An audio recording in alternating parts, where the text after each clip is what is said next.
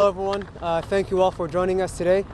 And I want to thank the members of the Posse Caucus, folks from the various organizations that are joining us, as well as Senator Patricia Torres-Ray, who has been leading the Posse Caucus on this. My name is Omar Fateh. I'm the state senator for District 62, which is in South Minneapolis.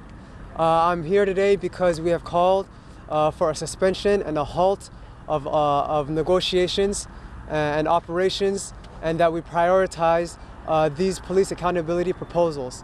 We do not want to adjourn without any action being taken. Last year there were some measures that were passed bipartisanly, but they did not go far enough. And when they were in those discussions last year, we were told by Leader Gazelka, as my colleague Senator Mary Kunesh indicated, that this would just be a start, right? And that we would continue these conversations in this session. But since then, there has been no discussions and there has been zero hearings in the Senate. There has been several proposals and bills that have been heard in committee on the House, some that Senator Mary has indicated, and there's new ideas coming every day from the community. Just this week, a young man, 20 years old, Dante Wright, who was also a father, was murdered. He was murdered because of a simple traffic stop. One that didn't only not warrant his murder, it didn't even warrant the taser that was meant to be used against him.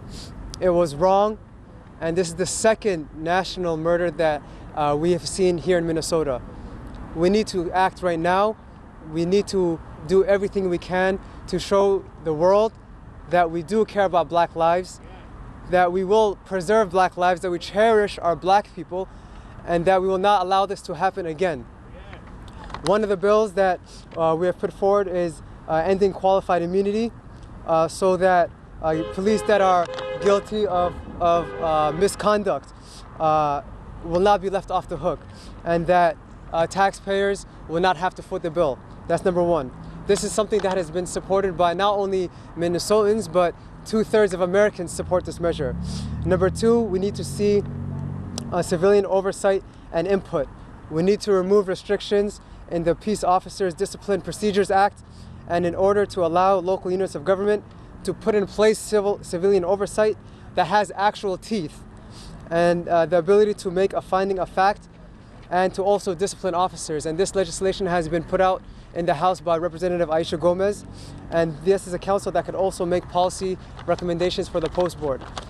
So what I'm calling for right now, what our members are calling for, is that we prioritize these pieces of legislation, and that we do not adjourn, we do not move forward without taking action.